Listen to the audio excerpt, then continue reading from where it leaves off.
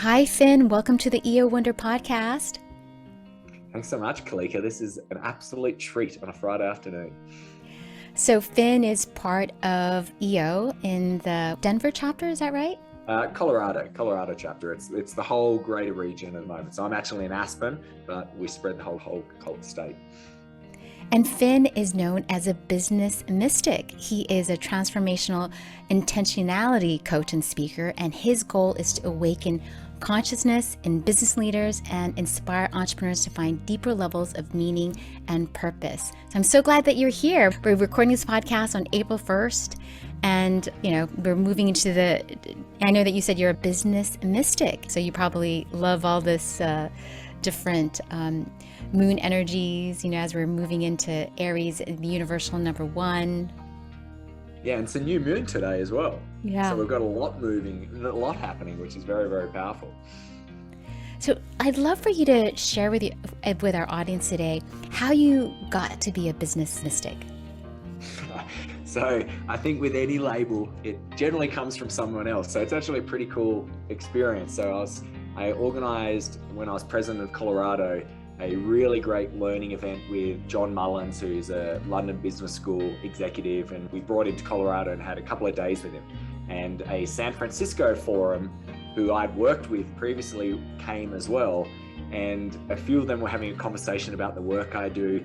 And they were like, you know what you are? You're a business mystic. Like, you're this person who connects science and spirituality, normal, financial, and that sort of more intuitive feeling. And that name just labeled myself. And I was like, that's a pretty cool name. And I might actually work with that. And I've really leaned into it since. And I've worked with that forum a number of times now, and been at their chapter retreat. And I accept it because it is really wonderful. And what's interesting for me, a lot of people say that I bridge the gap between science and spirituality, and I even use it in my language sometimes, but in a weird way, it's a bit of a play on words, because I don't really see the difference between science and spirituality. It is one. Like, science is spirituality, spirituality is science.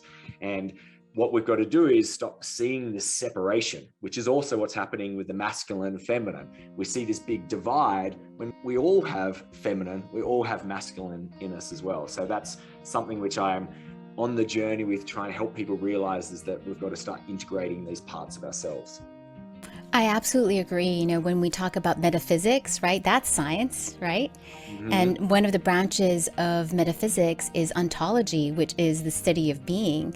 And I would love for you to just dive in deeper to what you mean by, intentionality coach and speaker. Oh, great. So intentionality is a word that's out there now. You've probably heard it more and more, and it's just building. And I'm very grateful that I own the word. I actually have the trademark and the domain, which is very fun. And to me, intentionality is defining how you want to feel and taking deliberate action towards it. It's that combination of the two. Now, what's really interesting is that a lot of people don't know what matters to them. And it's really hard when you actually ask someone, like, what is it that you want for your life? They either go, wow, I've never been asked that question before, or two, they give answers which you can clearly tell have been programmed into them through parents' upbringing, societal conditioning, whatever it is, or what they think they should be saying, which is often the ego rising up.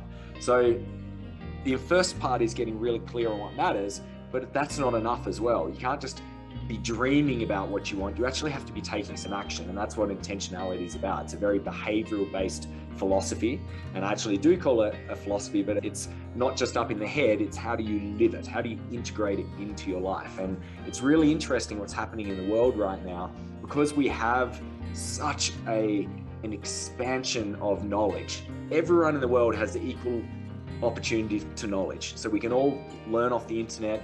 And what's happening is the intellect part of ourself is really getting stimulated. And a lot of people go, I conceptually get this. And they're speaking this language, and you'll hear them on podcasts. And sometimes even myself, I'll find myself intimidated by them. I'm like, wow, they're really speaking this language. But then you look through them and you start realizing, it's still in the head. They haven't actually embodied this yet. And that's why whenever I do, for example, working with EO and YPO, yes, I get there and I share the principles of intentionality. I get into some great scientific models. I stimulate their intellect, but then we go, all right, now let's drop it into an experience. So whether it's meditating, visualization, whether it's getting down and doing a breath play journey, so they actually can embody what I've just spoken about, because that's what matters. You can understand something and read a book, and then you can walk out and nothing's been part of you. So we've always got to be thinking about how do we push it down into true wisdom, which the Buddha would talk about, which is panna wisdom, which is that wisdom from experience. And that's really what I encourage people to start exploring with themselves. The other day, I was talking to one of my EO forum mates, and he was just like, well, describe how you're feeling, right? And then I said, well, instead of saying the word feeling, what if you say, what are you experiencing? What's the difference between feeling and experiencing? To me, I actually believe it's the same thing. You have to, in order to actually feel, you have to experience what are the different sensations that are happening in your body. Where are they? What thoughts are coming up from that experience? And then you get to the true heart of it. So many people, when you ask them what they're feeling, they don't actually give feelings. They get into stories, and it's not a true feeling. And a true feeling is, yes, it always appears in the body. There's always a place in the body, always a respiration change. So whenever I do any stimulation to you, you're always going to have a respiration change, you're always going to have a sensation in your body, and then you can start putting a word to it. But that's actually the second part. Too many people want to put words before they actually describe what's happening, because a lot of people are scared to actually really feel, because at a young age, often what happens is something happens to us. We then put up some form of protection, whether it's a wall around our heart or whether it's a numbing sensation, so we don't actually feel, because it was too hard for us at that age. But now we're not children anymore, we're adults. So we need to start opening up and releasing, because we can't be at our fullest expression of ourselves or our highest potential until we actually can experience what's happening in life. And that's where the feminine, and this is why I really talk about the feminine a lot, is that we need to start opening that part of ourselves. And this isn't just limited to women. All men have the feminine inside us as well. It's that yin energy. And how do we get more feeling rather than thinking? How do we open up? How do we get more intuitive and start connecting to something which is bigger than ourselves a lot of the time? Well, that's so wonderful. I do believe that people want to experience, they want to feel, but it's scary. Mm-hmm. What do you say to people who say, or they just don't want to go there, they just want to continue to intellectualize it? How do you get them to open up? Yeah, so a lot of people have these beliefs, and we all have these core beliefs, which then drive our thoughts, which then drive our behaviors, which then drive our feelings, which then reaffirm our beliefs. So beliefs really matter. Now, I don't care what you believe in. That's something which I say all the time. I don't care what you believe in. All I care is that it's serving you. Is this the core belief leading to feelings which are positive, which make you feel like you're flourishing in life? More of these love feelings, fulfillment, peace, joy. If that belief is leading to that, good on you. Who am I to question that? And that's something which I often don't understand, why people are so willing to question other people's beliefs when they're actually happy and they're being completely fine. When you look at how you're operating, this isn't serving you at all. So I think that's the starting point, is just to go, okay, is this belief serving me? Am I feeling positive emotions?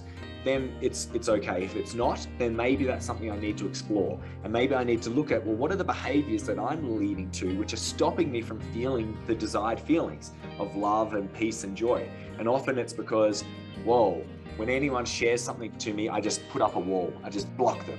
Or it could be, I'm not ever enabling myself to just be with myself, like actually spending a few moments to just explore inside and go, oh, what sensations are here? What's happening with my breath?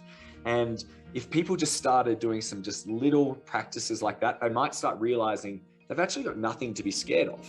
It can only end up being positive.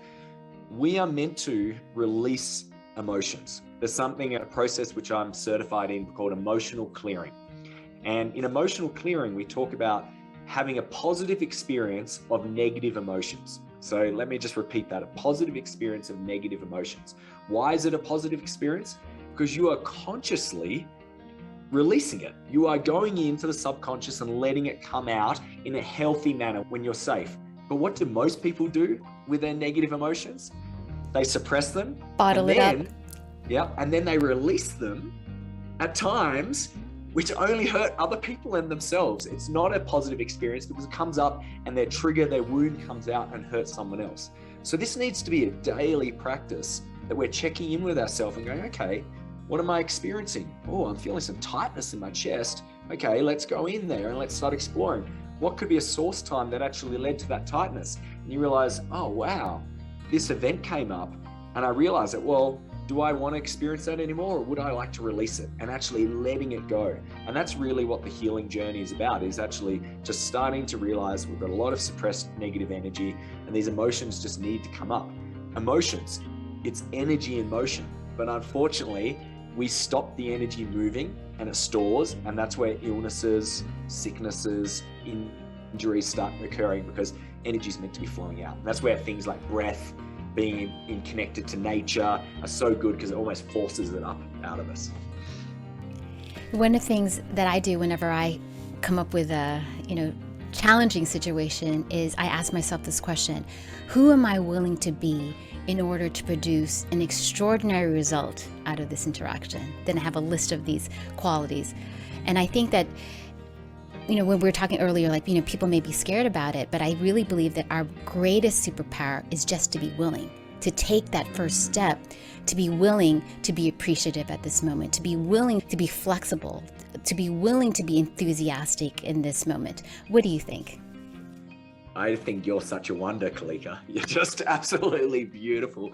It's why I've always enjoyed your energy. And what I really believe is it's true. If people got connected to their desired feelings, and first thing in the morning, your subconscious is malleable in the morning, same as just before you go to bed. So if you can go to bed and go, all right, I want more of these feelings, whether it's peace, joy, love, whatever it is, get connected to these feelings, wake up in the morning, start visualizing, all right, I'm feeling these feelings. You'll then start realizing what are the behaviors that I need to do throughout the day to bring more of those feelings.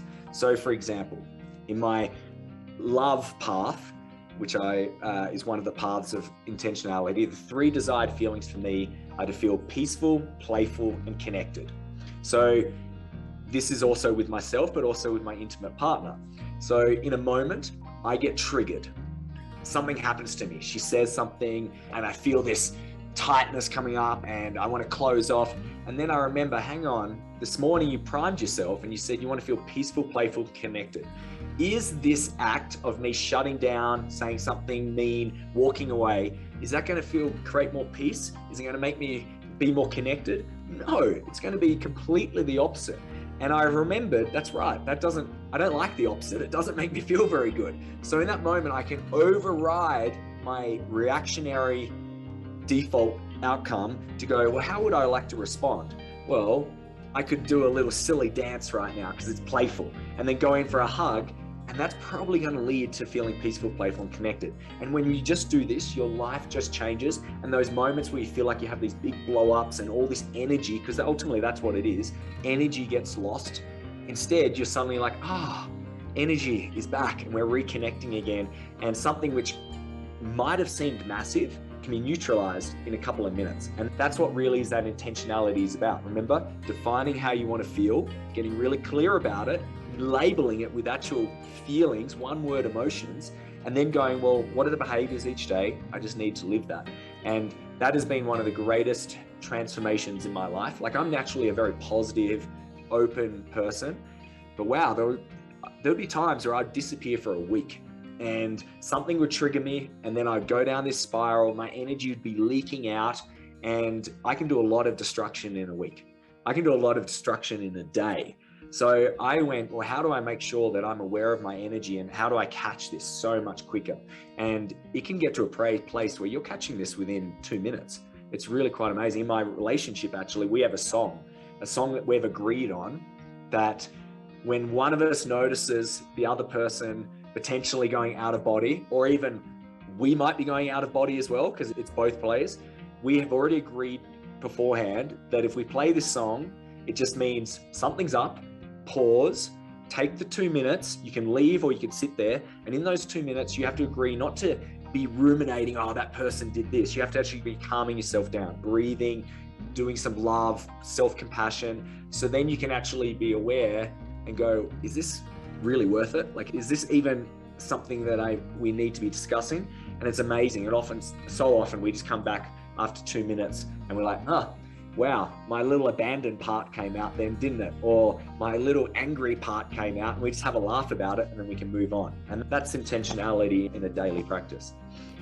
And so you're a constant silent watcher of yourself, so that you can actually just sort of like, whoa, that's not really who you really want to be in this moment, right? Because we all are going to be meeting life's inevitable challenges, and how we show up, whether or not it's loving, kind, orderly, inspiring, like we can decide how we're going to be. We really can. And that's the practice, is to try to get to a place where you can be the witness and observe. But sometimes these parts, and I talk about parts, it's internal family systems. There is a process which talks a lot about parts, but a lot of different psychological practices deal with it. But it's the practice of separating yourself from the part and saying, oh, my little wounded, abandoned part's showing up, or my critic is showing up right now, and not being hijacked by it and thinking that you are it.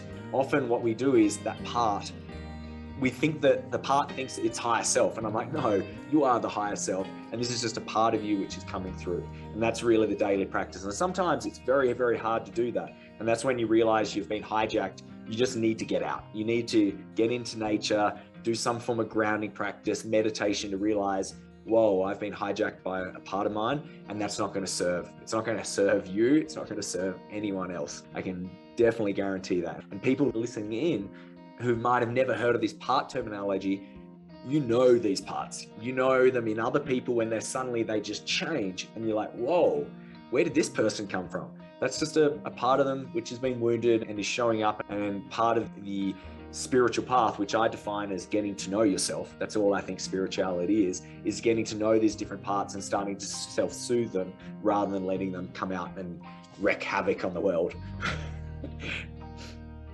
And what I love about what you were saying earlier about beliefs and being okay with everyone having their beliefs is you're giving people space to be who they are and being okay with someone else's journey, which I think for me was a learning that I had to do. Just like, okay, if someone's going down their path, like the first thing you want to do is like, oh, let me just fix that, or let me just fix you. And just like, no, they're here to also experience that, and giving them the spaciousness to be able to just say, you know what, like my 13-year-old daughter, who was just going through something last week over spring break, I was just like, whoa, like rather than criticizing her actions, just like, all right, let me just hold the space for you and just send compassion, send metta, send loving kindness to them. And you'll see that positive energy can also affect, sort of counterbalance in silence, what someone else is going through.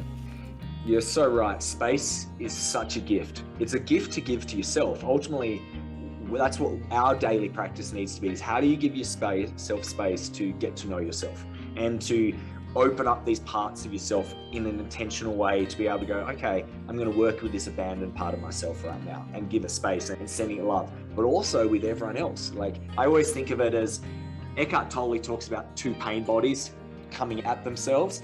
And I like to think of it as a scorpion, where two scorpions are there, and a scorpion tail, it's instinctively to swipe, hit the other person. So the one scorpion hits the other person, and then the other scorpion hits back, and it's just this continuous process. And the only way to stop the scorpion's tail from hitting each other is to actually give it some space. That's what's happening in life. We all have this scorpion tail, which is our wounds, and it hits people. And sometimes we just need to just take a little bit of space, and before you know it, you realize, that's not who I want to be. That's just a dictionary default state for me. So I just want to give it some space, and then we can actually start exploring these things. And I really wish we could do that more with our partners, with our children, with our family, with our co-workers. So often, if we feel anything charged, let's just stop. Let's just stop for a couple of minutes. Like, what's 2 minutes? So often, this is one of the principles of intentionality, is create exponential results by leveraging energy instead of time. The masculine is addicted to time. It's all about, well, we've got 10 minutes here, we've got to do this right, or we can't waste this hour. Where the feminine is more about energy, and they realize that 1 minute of a very intuitive, intentional practice could be so much more powerful than spending an hour in that masculine doing, outcome, result focused. So that's part of it, is just realizing, and it goes back to that Zen proverb, if you don't have time to meditate for 1 hour, you need to meditate for 2. And it's that idea that these practices actually collapse time, and then you can have a greater energy output. And I really liked what you're referring to about letting people have their own journey, because so often when you go on this spiritual path, what happens is you haven't lost your ego. The ego is still there, and the ego is very, very smart and very, very manipulative, and it finds ways to go, ooh, this is a new way that I can start controlling this person.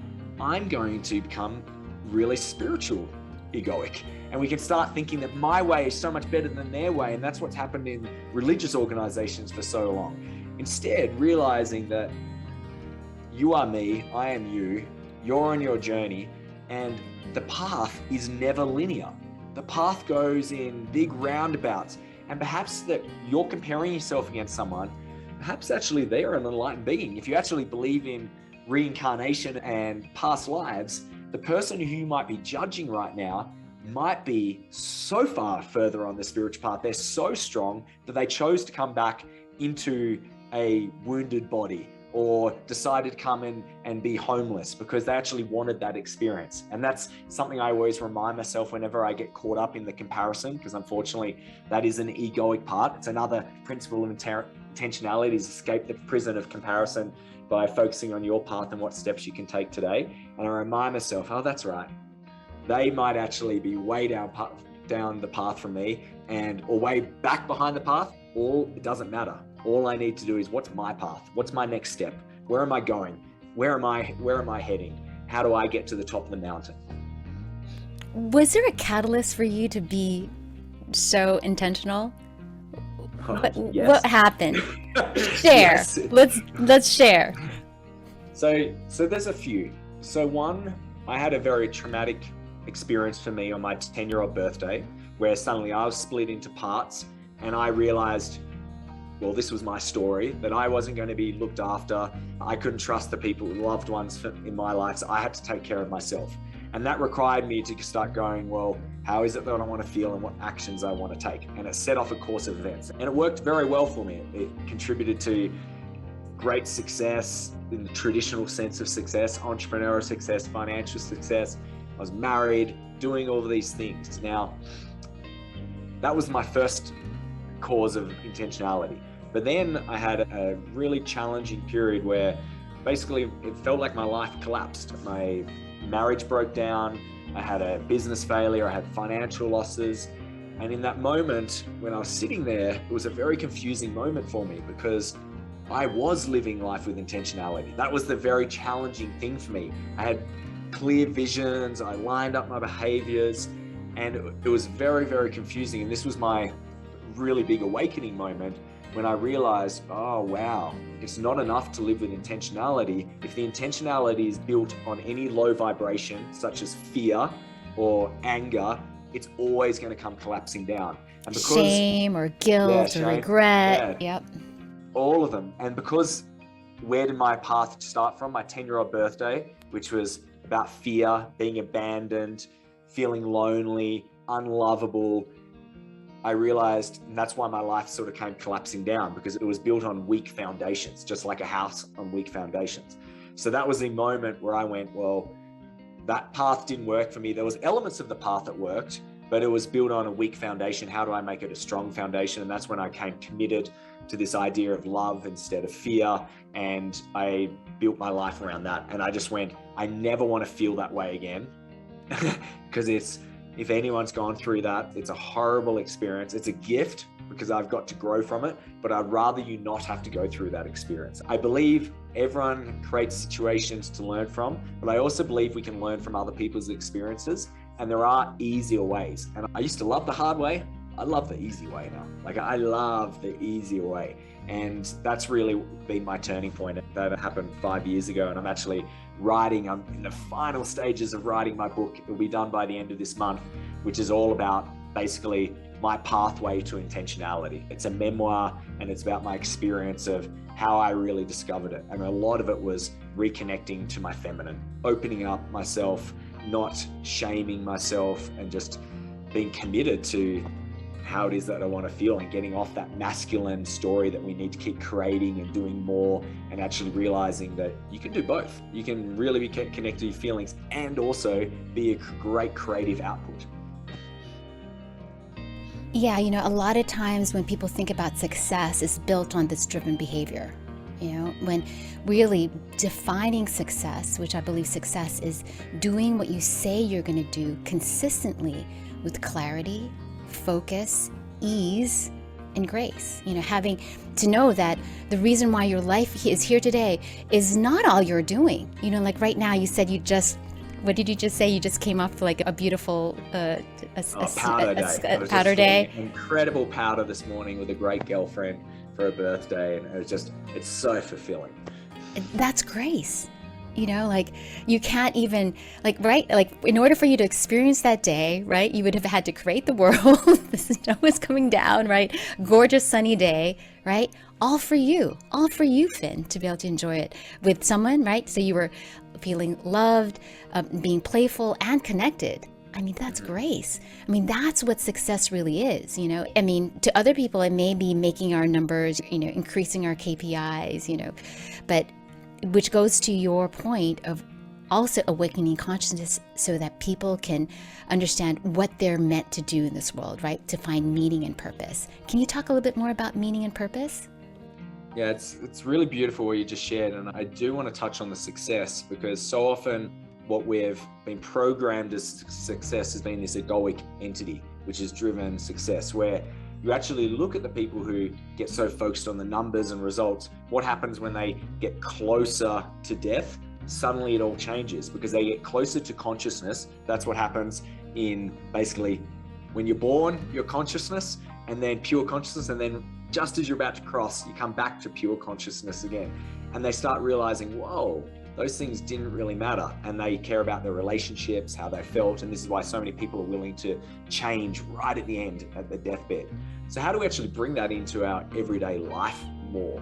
And I have a very similar thing about success. Success is just really getting to know yourself, getting clear of the feelings that you want to be feeling, and then living life in tune with that. It's so similar. And I love that word grace. It's like similar to awe. It's being in awe of the present moment. Like when I was skiing down this run, laughing, I was in awe that I get to do this and the magic around it. So that's definitely, there's one element, and that in a weird way is purpose and meaning. So often there's a modern day addiction to purpose, and it can be a trap sometimes, because what happens is people think about this external part. They're always looking for their purpose. What if the purpose is just to live life with grace, or live life in awe and be present and living in the now and being connected to the wonders of the earth? I think that would be a great start. And I actually wrote this great blog, which we can put in the show notes, which is the 5 priorities of an intentional being. And what it does is it stops this burden, because a lot of people feel burdened. I don't know my purpose. I don't know my meaning. And I went and I started looking at across all scriptures, religious texts, and I went, what were the commonalities across them all? Because they've all come from one place, and they just have different viewpoints, but they actually have got a lot of similarities. And I looked at it and I went, okay, as a human being, really, we're here to love. We're here to remember that we are love, to give love, to receive love. That's the highest priority. We're also here to grow. We chose to come through in this world, in this body, in this lifetime, to have certain experiences so we could grow, so our soul could grow and mature. We're also here to serve, where we're not just alone. We're not this self. We're in this greater community. And effectively, if we just saw ourselves as one entity, Earth as well, we're not separate from Earth, we realize that we are here to serve. Like, we're here to serve each other, serve ourselves. Then number 4 is to have joy. That's why we have these senses, the 5 senses, There's soul beings up there who go, wow, I just wish I could have this human experience where we can feel and we can taste and we can smell and we just have those great experiences. And then finally, we're here to create as well. We're creators. And what I realized is if you get connected to these 5 priorities and live life in tune with them and think about today, okay, how do I give love? How do I receive love? What am I doing? How am I growing? What can I learn today? Who can I serve today? A random act of kindness. How can I have some joy? And what can I create? Could even be creating memories. I can tell you at the end of the day, you're going to feel like you had purpose and meaning. And it didn't have to be any great statement. You were just being a purposeful being and you had meaning. And that is such a gift. And that's just another reminder that nothing external is ever going to fulfill you. It always has to be from internal, like inside out. And that's how I work with entrepreneurs, is always like, let's get inside first. Like, let's be an inside to outside approach to help you really know yourself, understand how you've got here, what belief structures are contributing to your success, but also holding you back. And then how do we actually start creating the life that you want? And I've really loved that. And whenever I feel a little bit lost, I just come back to that practice every day. And it's a very grounding practice. Oh, that is so beautiful. Have you ever read David R. Hawkins' work? I'm sure you have, right? Power versus Force, right? I'm just finishing up The Eye of the I. And it's the same thing he said too.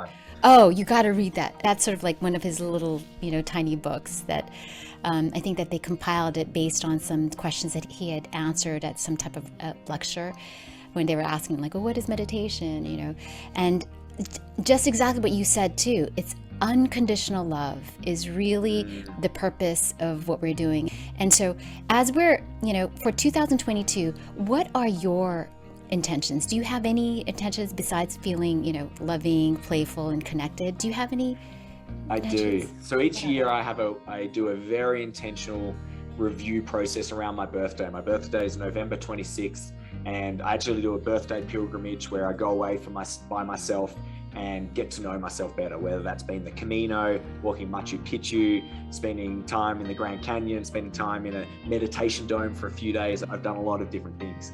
And I look at how did the year show up for me? What feelings did I experience? What contributed to these? Which detracted from the feelings I wanted?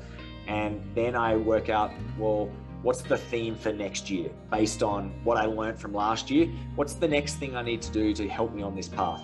And this year, my word is allow. And it's all about how do I just allow things to happen without forcing? How do I allow more love into my life? How do I allow people to feel more connected to me? How do I allow abundance to flow to me? And it grounds me throughout the year. So I just had my forum retreat in Aspen with me, actually. And we look at the 4 different pathways: grounding, prosperity, love, well-being. And then we set a little theme. And mine was like, so for example, one was allow myself to keep the power within love. That's my love thing. Because sometimes I care so much about people and I love them so much. When something happens and it feels like I'm not understood or not seen, or I feel criticized, I can let a lot of energy out, worrying about it, thinking about it. And what that does is it actually stops the power from staying within. I'm allowing, not the other person, that's actually me doing that. So I'm being very intentional over this next quarter to how do I allow my power to stay within. And that means whenever I get triggered, I have to do the emotional clearing process myself. And it's really, really liberating. So that's probably my biggest one. And it's funny, I've been on a bit of a, how would I say it? I think of it as almost the winter, like going into winter. I've been in winter for quite a while, and then I've now realized it's time to start growing, start harvesting again.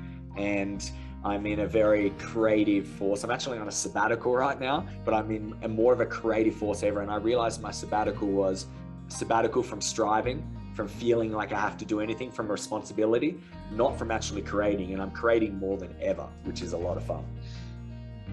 Wow, you're just so incredible. I love that word allow. It's very similar to acceptance, but I think that the biggest mistake people think is like, oh, if I'm accepting it, it's like low energy, but it's not. I mean, the ability for you to allow and accept is really powerful. Just like they say, like, oh, just the idea of surrendering. Like, I'm not going to surrender to that, but being willing to surrender and just put down your your mantle is really powerful. And it's also go ahead. Oh, people think it's a passive state. It's the most active state there is. And where the passiveness comes through is the ego rises up and goes, oh, that's weak, that's very passive.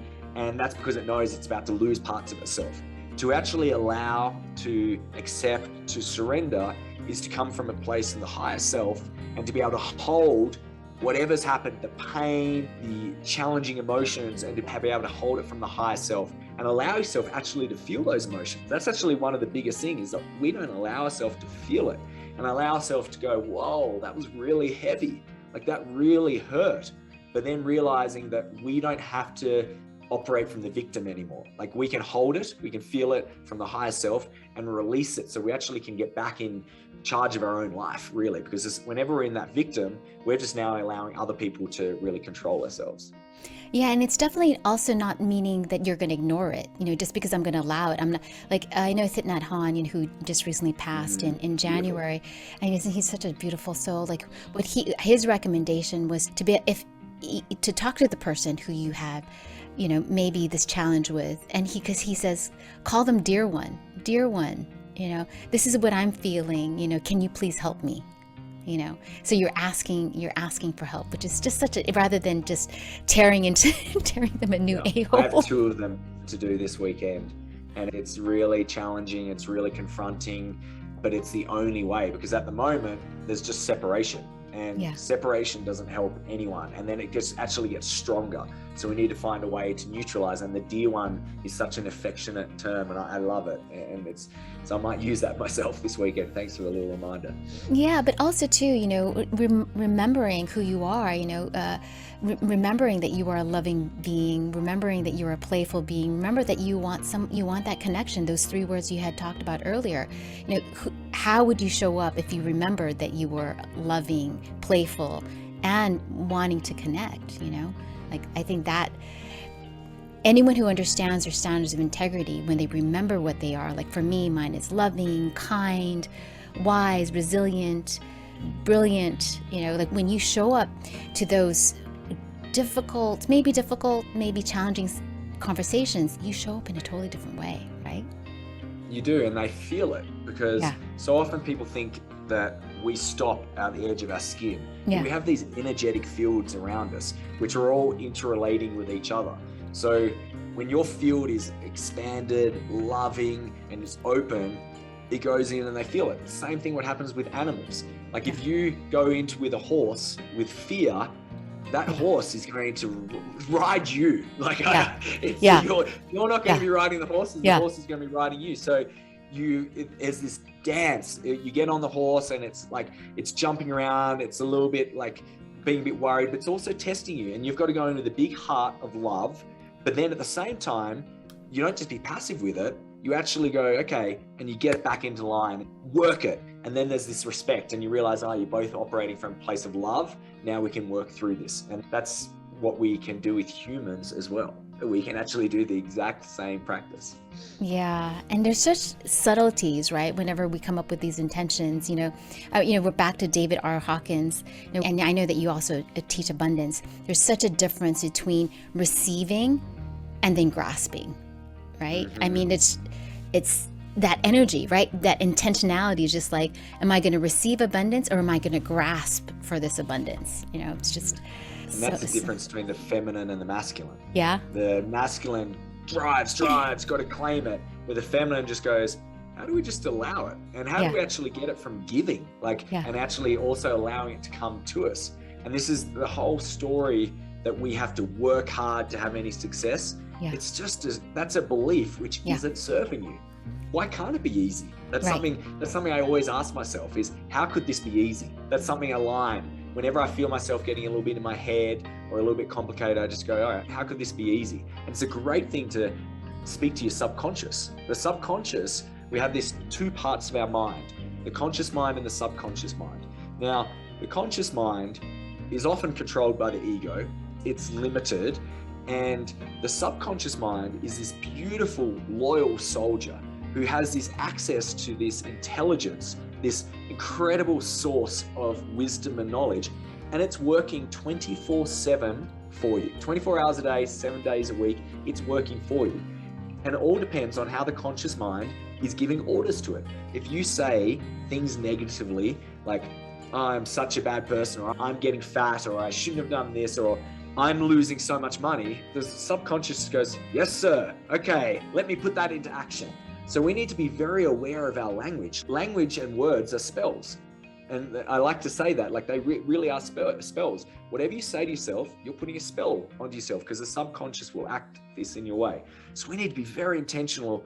What are we saying to ourselves? What are we doing in the most important times, which is just before sleep and first thing in the morning, which is where you're in alpha state and you're at the gateway to the subconscious, because that's the most malleable state, and we can start priming it with positive things. Or if you go to bed worrying about everything, how are you going to meet payroll tomorrow, then the subconscious will just make that happen for you. But if you go, and just say prayer, like, how could this be easy? How could suddenly all our problems are solved tomorrow type thing?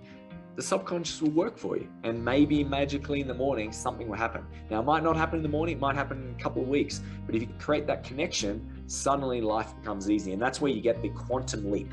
The human mind thinks in a linear way, but the quantum world doesn't operate that way. It has a lot of energy, all building up, and it's all connecting, and it's all through your subconscious priming, doing the right behaviors. And then before you know it, all connects and it just jumps, and it jumps to the next leap. And that's a quantum leap. And that's how I want people to be operating from. How do you create quantum leaps in the world? And that's not from doing it hard. It's just from doing it very smart, activating the feminine, getting that connected to that intuitive wisdom, accessing the subconscious wisdom as well, and getting it all working together. And before you know it, you can be a completely different person. And you are a different person every year. I think it's 10 months, the whole body, all the cells, don't quote me exactly, but it's around 10 months where every cell in your body has completely changed, completely redeveloped. So effectively, you are a new person every 10 months. So why can't we have that complete radical transformation? And that whole saying, this is just another belief, people can't change. I'm like, well, that's a great belief. How's that serving you? Like, is that serving yourself, or is it serving other people? What if you actually accepted people could change? People can change. Because I can tell you, I've worked with a lot of people and they have changed. Radical transformations.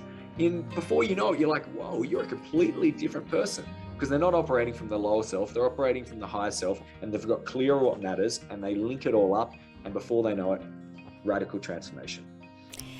And I love that you use the word change and transformation, because I do believe that those are two different words. When you change, you can always go back to where you were, right? You could change just temporarily. I'm going to lose those 10 pounds, and then all of a sudden, like after, but transformation, right? You're never the same. Right? Like a butterfly. I'm really glad you brought that up, because I actually say it, one of the lines I always say when I'm speaking is, let's commit to today not being an experience. Let's make it a transformation.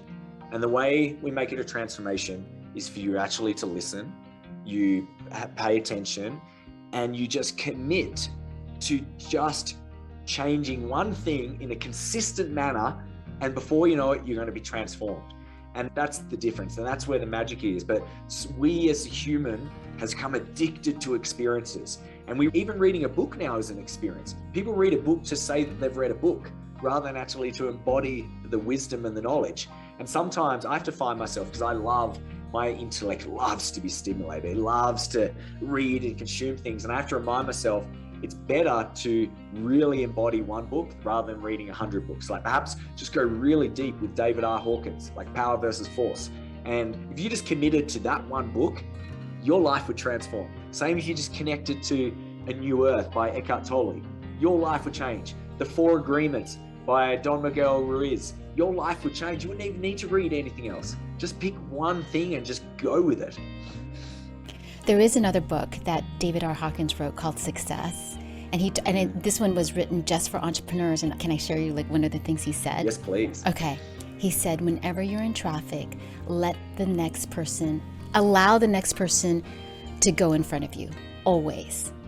And what he says, like when that becomes a practice of you allowing, someone to go ahead of you, because life is a hologram, right? So whatever we do little becomes big. So that one little act, that habit of you allowing someone else to go ahead of you in traffic, because who knows, he may, that guy may be taking his pregnant wife to the hospital. I always constantly make up these stories, like this person cut me off. I'm just like, oh no, they have a job to go to, right? We're entrepreneurs, like we don't have to show up at a certain amount of time, at a certain time, like, just give them grace, like just let them go.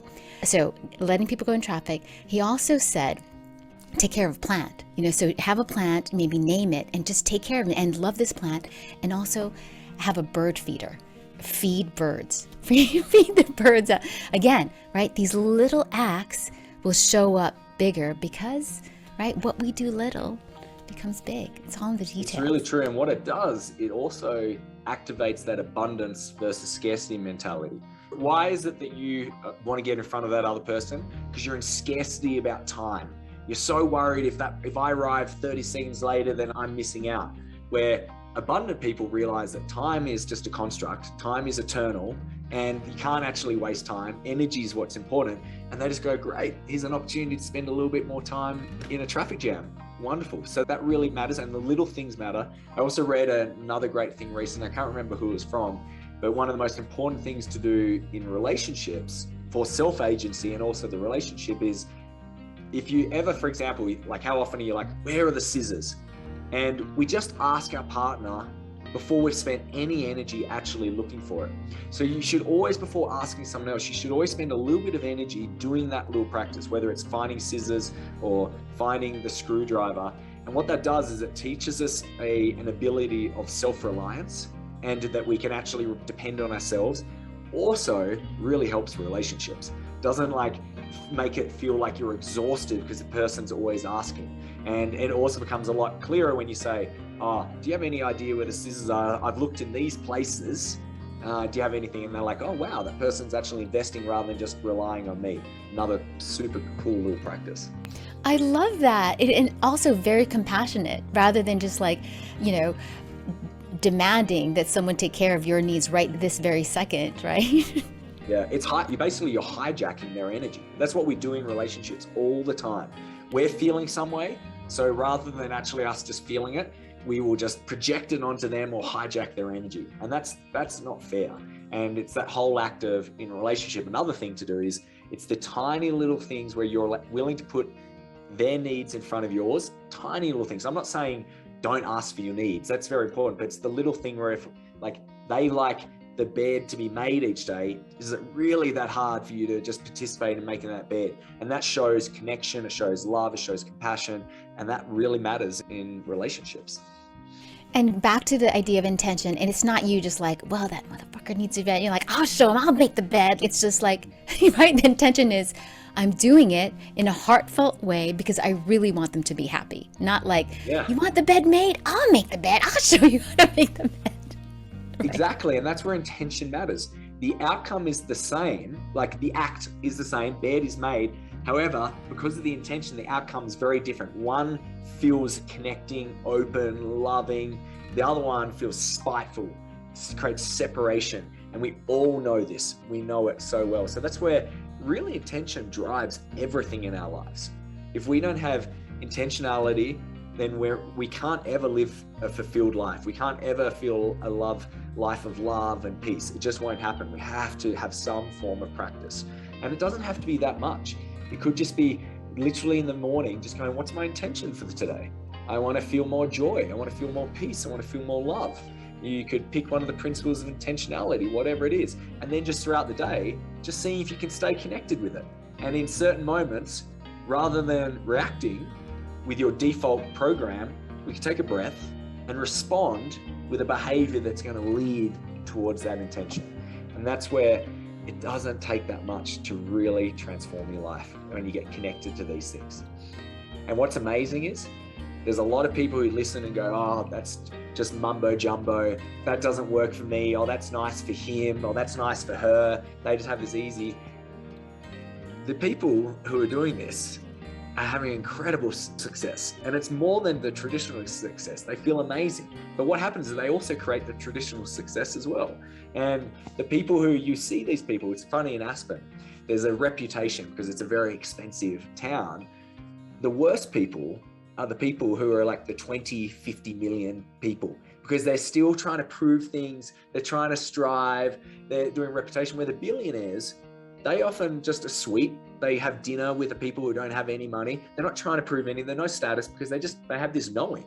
They know that, oh, that's all just a game. It doesn't really matter. What matters is the heart-to-heart connection. Now, obviously, there are some billionaires who aren't, but it's interesting being in this mecca of wealth and seeing the difference between the two places of wealth. And I think that's so important, because I think billionaires, the difference between billionaires and I guess the rest of us, they're paying attention to what they're paying attention to, right?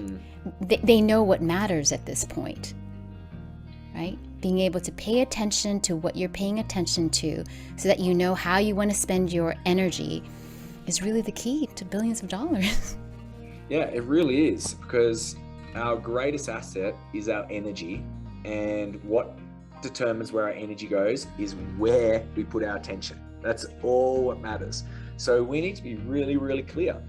Is it worth getting all worked up about that one person who did something not very nice to you? And then that stops us from putting the attention on the other incredible 30 people we have in our life who are just showing up and sending us a love. That's part of this practice. And you've just got to always ask yourself, like, is my attention going where I want it to go? Is my energy going to the places that really deserve it? And that's where I really see ourselves as just an energy ball. And our life is determined, our quality of life is determined, how do we use our energy? That's all what matters. And money is energy. That's all it is. It can be transferable, so then we don't have to expend our energy in other certain ways. And this is why how we earn our money is also very important, because if it's not from a place of love, it's not from a place of doing great for humanity, from service, from connection, then you might be getting money, but you are getting negative energy, and you're getting a large amount of it, and it's coming in. And this is why so many people who look like they've had all this success, and we might be comparing ourselves, end up having very challenging experiences. Could be illnesses, could be some accidents occur, could be things happening in their family or a business, because eventually that energy plays out. Yeah, you can't hide. It's that simple. No, you can't. Can't hide. So if someone is doing something that you're just like, ooh, just know, light is being shed everywhere, right? Oh my gosh. And we shouldn't be judging them, because then we're actually participating in the energy. We need to actually just sending them love and compassion and going, oh, wow, like, you know where this is going to go. So you never want someone to be in pain or hurt. So we can actually send them love, and that actually then acts as a way, one, it might be an impetus for them to change. It's amazing what some people sending you positive, loving energy can do, because it can uplift. It's more powerful than negative energy, but also it's a gift for yourself. This is why service only betters yourself, because it's a symbiotic relationship. You are such an incredible human, Finn. Oh, thank you. And everything I speak about, I'm practicing myself. Like, I have days, like the last 2 weeks I was sharing, I've got some conversations I've got to have this weekend, because I've let some energy go, and that hasn't been fair to myself or to the people in my life. So I practice these things, and speaking about it just helps me. And I really want that to be something that people take from my conversation, is that it's a practice. It's a daily practice, and it's a commitment. And I just go, what is the choice though? I've seen the other path, and the other path never serves us. It's always going to lead to just unpleasant experiences and emotions. So once you have that awareness, then it becomes so much easier, because you realize, well, this is my life. And it's funny also when you start believing that time isn't limited, it's eternal, and that there's a greater being, a greater structure for us, there's multiple lives. Suddenly what it does is it takes the pressure off as well. And it backs the ego down and going, I don't have to be so perfect right now. I can have mistakes. I can have these experiences. As long as I know my path, and I'm moving in the right direction, that's what really matters. And that has been a great gift to me from someone who I was the youngest person to graduate from school, youngest army officer, youngest person with a degree, youngest entrepreneur. It was always about the youngest. And it was a trap. I was always just feeling like I needed to compete against myself. So that has been a very liberating state of mind for myself, to just remind myself it's okay. It was actually funny when I committed to intentionality. It was the first time where I said, this is my life's work. And I've been an entrepreneur for 14 years. I did really meaningful work, but I never said it was my life's work. And for a moment there, that was very confronting, because you're like, well, this is my life's work. This really, really matters. And then I realized, well, if it's my life's work, I've got my whole life. Like, you can relax a little bit, like take a sabbatical. You don't need to put all this pressure. You don't need to scale the company to this amount by this year. And that has just enabled me just to back away a little bit. And the funny thing is, I'm creating and having greater impact than ever before, because I think I'm just in the flow of the wave rather than trying to force it. Yes, with ease. Yes, the power is always in the present. Thank you so much, Finn. How can people get in touch with you if they want you to be a speaker, or maybe they want you to coach them? Do you accept Great. clients? So the best website for me is finniankelly.com. So FINNIAN Kelly, KELLY.com. And if you go there, I really recommend you download this intentional living guide. I've created a playbook for how to bring more intentionality in your morning, during the day, and evening routines. And then you'll get on the email list, which would be really great. And there, I'm actually doing a couples retreat, a love path retreat in the Green River in August, late August. It's August 19th for a few days, 10 couples on the river. It's going to transform your relationship with yourself, but also your partner. And that would be something, if you're interested, just send me an email as well. Thank you so much for being on the podcast. And we'll definitely, when your book comes out, we'll add it to the show notes. And it was just an incredible conversation. And I'm just so in awe by you, Finn. Thank you so much for showing up with meaning and purpose, with intention, and really making everyone's life so much better. You're so awesome. Well, Kalika, it's right back at you. I'm in awe of you, the platform you created for people like myself to share. And just for people who don't know Kalika, her energy is just magnificent, and she truly believes all of this, and she operates in this way, and it's a gift to be around you. When our energy fields touch up with each other, I'm always just like, oh, that's what I like. So thank you so much. Yeah, I really enjoyed, I think that we were president. It wasn't the same year, 2017, 2018. Yeah. So got a chance to spend with you. I think the last time I saw you was in Puerto Rico, right? In one of those EO events. And next time we'll talk about psilocybin. Yes. We'll talk about other trips. All right. Perfect. Thank you, Finn. You're the best.